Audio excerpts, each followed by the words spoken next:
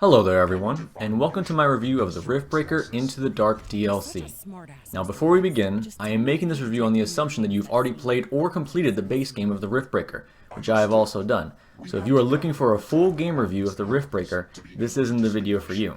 With that out of the way, Into the Dark is a short side story into the underground caverns of Galatea 37, introducing a new planetary region, new enemies, weapons, structures, flora, fauna, and probably even more that I missed in my 5 to 10 hour playthrough. And I know that I say 5 to 10 hours, but my total runtime probably would have been less than that if I didn't complete most of the side objectives the DLC throws at you, but we'll get to that later.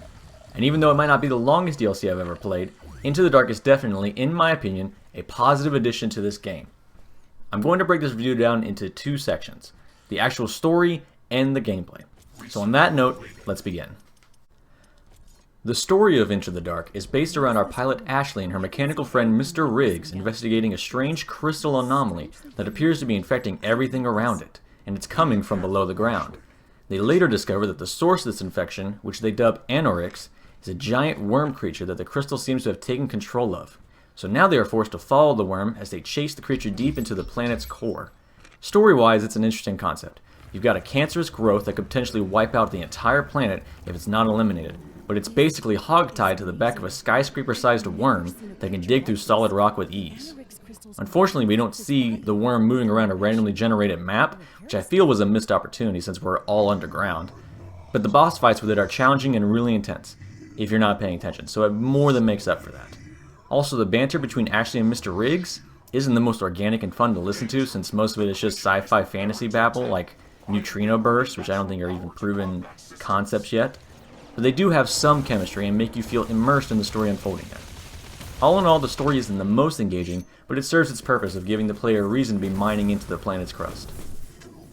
Now on the gameplay side, this is an underground DLC, so you're going to be doing a lot of digging, and I am pleased to say the studio did a good job of that here, with the excavation mechanics and animations being really easy but still satisfying. Basically, anywhere there is a wall of soft limestone, you can excavate through it with your Riggs drill arm, even blow it all up with some of your weapons. It's not the most challenging mechanic, but it's definitely enjoyable watching entire sections of limestone being demolished in just a few seconds. This allows you to access and connect several open pockets of caverns into a vast network of passageways for you to navigate. And as you're digging around the map, you'll come across the new enemy types in this DLC. You've got the crawl logs, who are these smaller pack creatures that can climb around the walls and reanimate after you kill them. You've got the necrodons that can reanimate other creatures you killed, like it's straight out of Dungeons and Dragons or something. You've got the drill gores, who can quickly dig through the limestone and make easy openings for hordes of creatures to swarm you. And you've got the Golgors, who turn into crystals on death. All very creepy and fun to fight. But the most intimidating creature is definitely the Anorix worm, who you have to beat multiple times in order to kill it. And according to the worm at the end of the DLC, there's even more of his kind on this planet, so that's not concerning at all.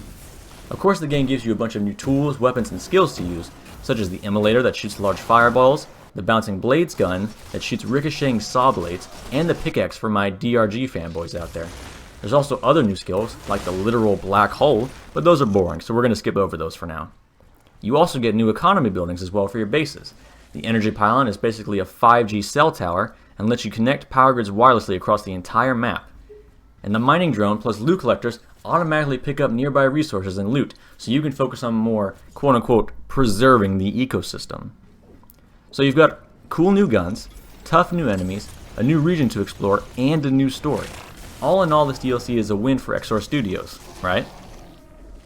Well, there are some drawbacks to this package. Like I said, the runtime for this DLC, at least for me, was about 5 to 10 hours. And that was only because I did some extra grinding on the side and completed all the bonus objectives I was given.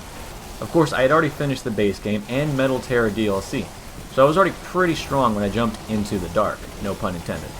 I think the developers made this DLC with the mindset that it's meant to be played on a new, fresh save file, but even then I can't see the average player getting more than 15 hours of playtime with this. So if you judge games in DLC based on the amount of time you've actually played them, then this one might be a bit lacking. Another point is that the overall stability of the game is a bit questionable at times. The loading screens can drag on for quite a while when changing regions, and when you finally load into the game likes to cycle through every possible sound at once, which can be quite shocking and almost painful if you're using a headset at high volumes.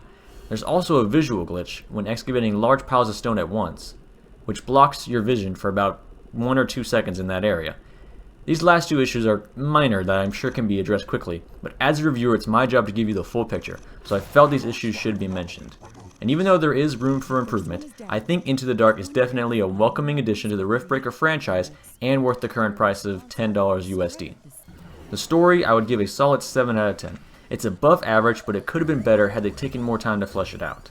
And the gameplay, I would give an 8 out of 10.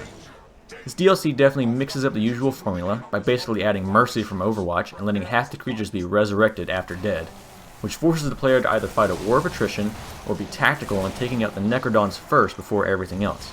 But in general, this DLC delivers more of what RiftBreaker fans love about the game, the feeling of murdering entire herds of alien creatures without a thought to the consequences on the environment.